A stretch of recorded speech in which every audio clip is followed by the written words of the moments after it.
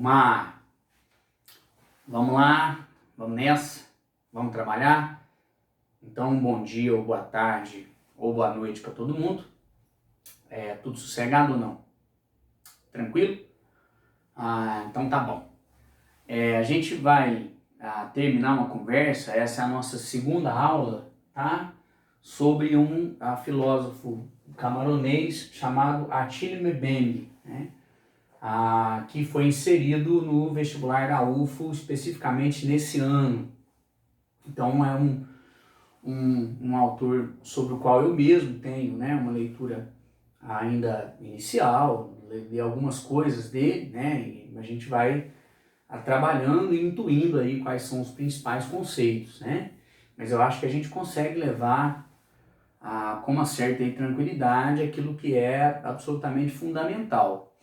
E aí a minha sugestão, né, é que a gente entendesse o Mbembe depois do Foucault, mexi um pouquinho, inclusive na ordem dos autores na UFO, para que a gente focasse muito nessa questão do discurso, né? De como, vindo da filosofia, sendo filósofo, né, o Mbembe percebe que há um discurso ocidental muito relacionado ao pensamento parmenidiano que apresenta ser como identidade, né? Ser como igualdade. Isso a gente trabalha muito bem quando trabalha com o Parmênides. E, portanto, né, essa tendência de relacionar o ser à semelhança ou à identidade, à igualdade, né, ela acabou conduzindo o europeu num determinado momento a entender aquilo que era diferente dele como aquilo que definitivamente não era, como aquilo que não merecia ser entendido no final das contas, né?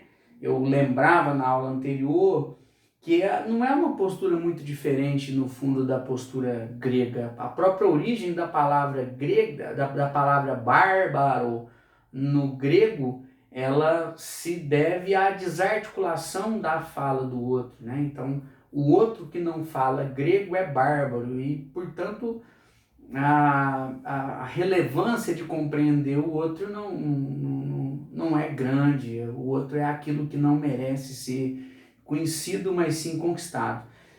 Vale lembrar que isso não pode ser entendido também como uma especificidade da cultura ocidental. Acho que boa parte das culturas no planeta ela acaba às vezes se relacionando com a outra cultura dessa forma, mas a gente está falando aqui da sociedade ocidental, da sociedade capitalista, e não é porque outras fazem, né? Isso é um discurso que eu percebo muito na fala de quem vai discutir racismo comigo. Outros povos já foram racistas, porque o outro foi, tem que ser também, né? Isso justifica, o racismo passa a ser bom porque o europeu não é o primeiro a ser racista, né?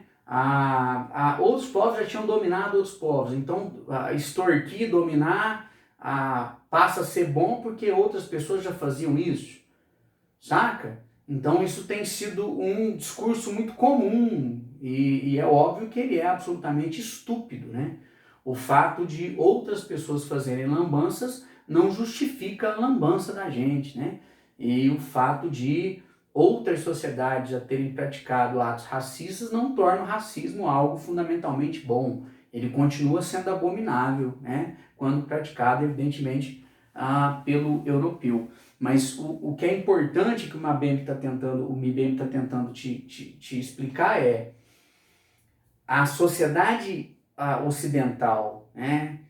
Que passa por uma acumulação primitiva de capital e que vai se consolidar no capitalismo, ela é no seu cerne racial e ela está ancorada num discurso. Então a gente volta no Foucault. É necessário produzir um discurso que justifique certas atitudes sobre os corpos de certos indivíduos. Então a gente volta lá no século XVI, no debate entre o Las Casas e o Sepúlveda, sobre se é lícito ou não que o europeu se consolide sobre a América, na frente do rei da Espanha. Então, assim, o discurso, a justificativa do século XVI, a turma, até o século XIX, com o discurso antropológico etnocêntrico, eu tenho direito porque o outro, em alguma medida, é não humano ou ele é humano de uma maneira inferior, né? No caso dos cristãos, né? Ele tem alma, mas não é lá essas coisas, a alma do nativo americano ou do nativo africano, e aí a gente tem uma justificação, né, de toda essa conquista imperialista a partir do componente racial. Tá? Então, há um discurso, isso a gente já tinha falado um pouco na aula anterior, há um discurso produzido pelo europeu, né, que cria essa ideia de branquitude. Pedir para você, que é bem clarinho, né, comparar a sua pele com a folha de papel que você está usando, você vai perceber que você não é branco, não é branca, né?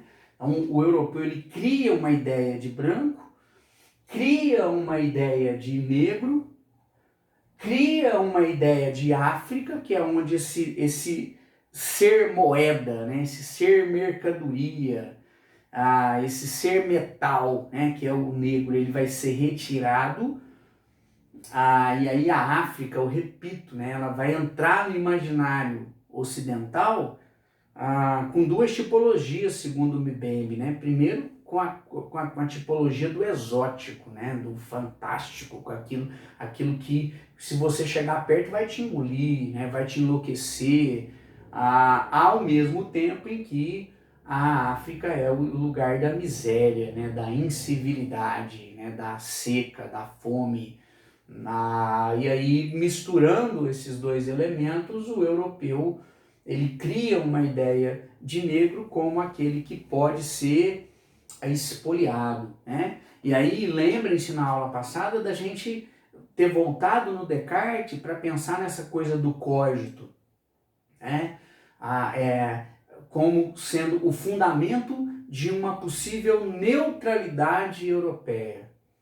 Então, o Descartes é um indivíduo, uma mente sem corpo e sem universo, né? E, portanto, o Descartes ele pode dizer: não sou europeu, não sou rico, não sou homem, não sou branco, né? Mas tem um pensamento universal. E aí essa universalidade da religião europeia, a universalidade da ciência europeia, a universalidade do Estado europeu, da lei europeia, da justiça europeia, tudo isso é evidentemente imposto aos outros territórios. Então, família monogâmica. Então, se eu encontro na África uma organização familiar que é poliândrica ou poligínica, né? Então é um homem com várias mulheres ou uma mulher com vários homens, como família é monogâmico, então isso não é família. Então, quando eu separo, tiro um de perto do outro, no fundo eu não estou separando uma família, porque isso não constitui família. Tem papel? Não, não tem papel, então isso não constitui propriedade, então eu posso usurpar, né? Não tem uma série, tem um jogo retórico, turma, que é absolutamente sórdido, né? Que é essa pretensão de neutralidade europeia que fundamenta todo esse discurso de produção do branco, do negro, da África, da Europa e da América, né? E que produz toda essa consolidação do capital, toda essa organização, Europa, Centro e o restante do mundo, né? Como colônia de povoamento ou de exploração, e que configura toda essa relação racial. Eu estou gravando essa aula no meio das manifestações de protesto em função da morte do Floyd, do João Pedro, né? Sabe, a gente vai lembrando aí, né? Vai lembrar da Ágata, de 8 anos, né? Que no ano passado, e cara, é N exemplos, saca? Então, o que o Mbembe está dizendo é que desde o século XV e XVI a Europa está montando uma estrutura discursiva que produziu isso. E aí qual é o grande lance, né, gente? É que o negro ele passa a se ver a partir dessa lente, desse discurso do branco. E aí eu sugiro, né, pra gente conversar sobre esse assunto, a gente acaba vendo um monte de coisa, né? A UNB colocou no PAS, primeira etapa, o TED da Chimamanda Adichie, que é uma escritora nigeriana. E, cara, é muito massa. Como é que a Chimamanda africana, educada na África, mas ela vai te contar, né, porque ela produziu uma imagem de si a partir da literatura ocidental, né, a partir da literatura branca, né, e ela é uma negra africana de classe média alta. Então, ela vai te contar, primeiro, como é que como é que as princesas dela eram brancas, apesar dela ser preta, né? Como é que a roteirização de vida dela era branca. Depois ela vai te contar como é que a própria família dela de classe média via as pessoas mais pobres da África, vivendo na África. E aí ela vai te contar depois como é que ela vai desconstruindo isso tudo para entender a pretitude dela como valor, né? Eu posso te antecipar um dado, né? Ela vai para os Estados Unidos fazer faculdade, aí ela é colega de quarto de uma amiga, de uma menina estadunidense, e a menina estadunidense vai dizer para ela: eu jamais poderia imaginar que uma africana falasse tão bem inglês quanto você fala. Tá vendo como é que a gente pensa a África e a gente pensa o negro, né? Então, quando você escuta, né, os pretos usando a palavra preto e preta, né, na verdade pelo menos eu estou tentando ler, gente, estou tentando conversar com pessoas, né, eu estou aqui na função de educador, mas eu tenho conversado muito com as pessoas, né, e o que eu tenho percebido há uma tentativa de recusa dessa própria palavra que está aqui, né, que foi como o branco, o europeu colocou essa figura. Então, ao usar a palavra preto, preta, né, esse indivíduo está elaborando um outro discurso sobre si. Ele está tentando produzir uma outra visão sobre si mesmo. E essa é com muito custo, né, que esse indivíduo tenta produzir, porque são séculos e séculos de um discurso hegemonicamente racista, né, que tolerou os negros em alguns lugares muito específicos, né? Você tolera na cultura, porque parece que há uma crise da cultura branca no século XX, então as pessoas voltam para a África, né? Aí você tem essa coisa do jazz, do blues, né? Então há uma valorização do negro em certos espaços, há um espaço para o esporte, mas não passa disso, né? O que a gente percebe é que a estrutura social permanece muito parecida com o que ela era em fins do século XIX ou começo do século XX.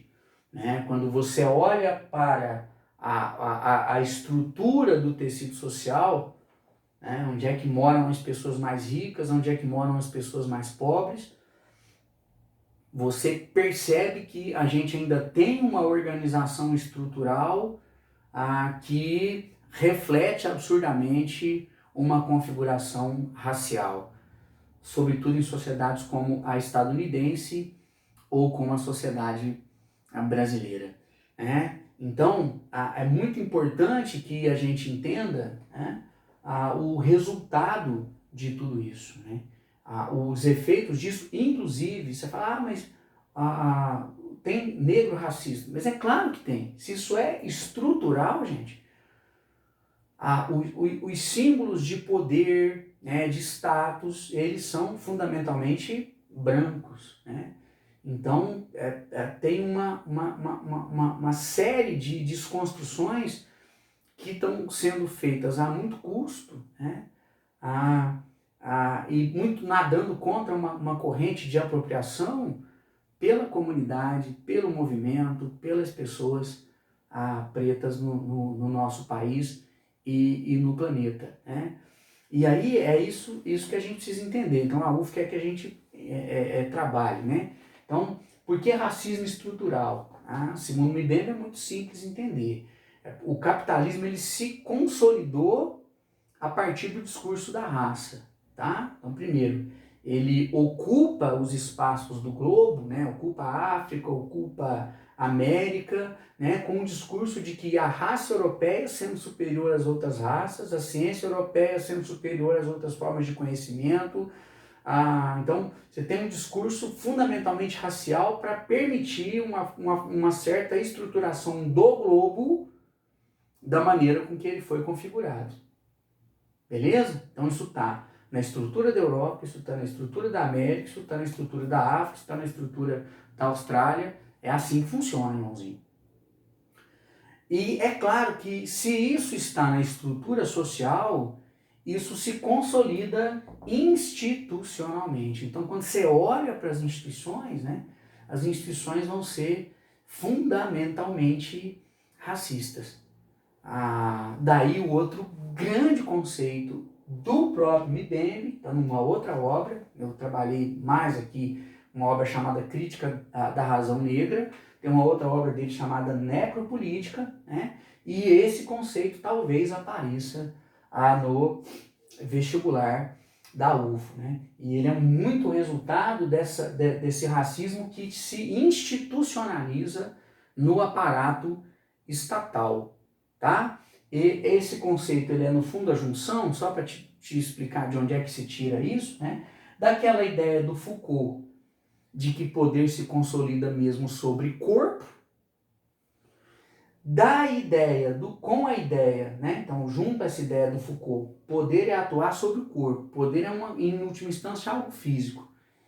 E eu junto isso com a ideia do Carl Schmitt de que Estado é, em última instância, uma instituição que decide quem deve viver e quem deve morrer, né? Então, o Estado, a gente chegou até a falar disso na aula passada mais rapidamente, mas eu estou voltando para reafirmar.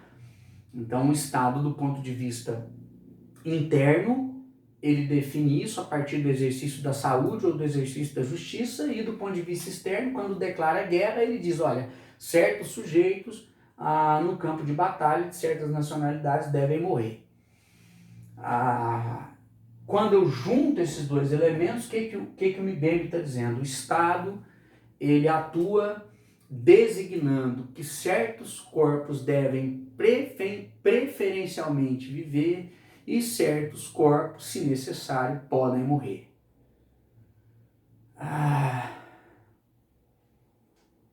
Morreu mais um preto de violência policial na favela.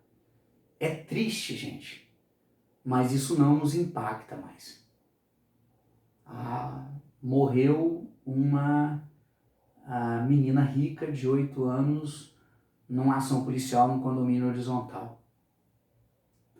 Tô falando isso na semana em que foi noticiado que um morador de um condomínio de luxo em São Paulo cagou num policial, isso foi filmado, xingou o policial, cagou no policial, num condomínio horizontal. em São Paulo. O policial não fez nada. E o cara o magnata do condomínio horizontal falou, você não está na favela. Aqui você não é o bom. Né? Então olha como isso é óbvio, né? E aí, vou repetir uma coisa que eu tenho dito sempre, eu não estou dizendo que os policiais sejam más pessoas. Eu tenho vários amigos policiais. Eu estou dizendo que a estrutura policial é racista. Porque a estrutura policial, ela está ancorada num Estado que é racista, que serve para consolidar as mesmas relações de séculos. A gente tem um judiciário que é racista, não só na sua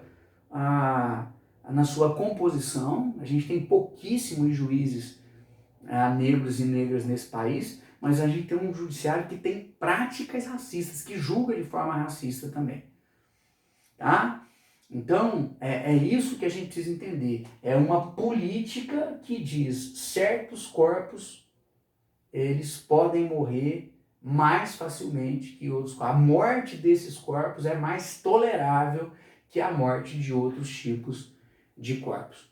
É isso que a gente está chamando de necropolítica. Tá? E aí, como esses termos estão no nosso programa, eu sei que seu professor de sociologia conversa sobre isso com você, mas isso no Brasil, o Mbembe é um cara contemporâneo, mas eu acho que o Florestan fez essa leitura do Brasil brilhantemente, né? Quando ele faz aquilo que a gente chama de crítica ao mito da democracia racial.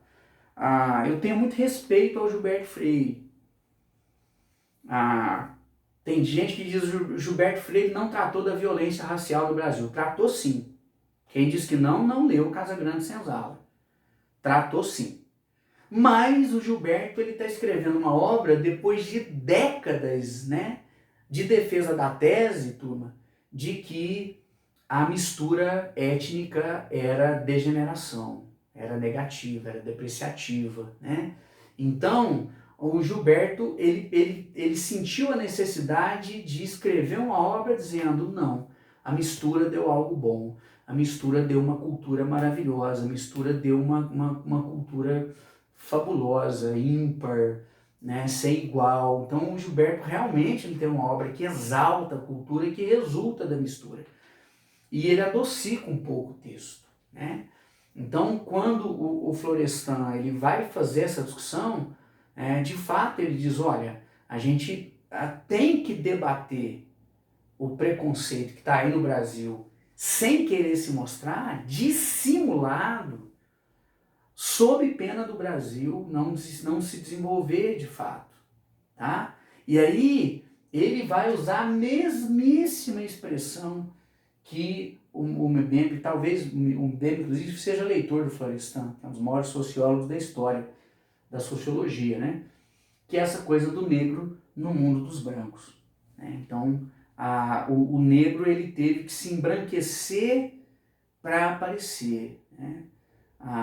O jazz ele é feito por preto, mas vai aparecer na voz do Frank Sinatra. O samba é feito por preto, mas vai aparecer na voz do Tom Jobim. Apropriação. E aí,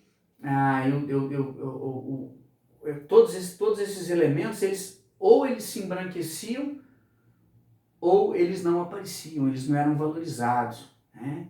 Isso é uma piração, cara.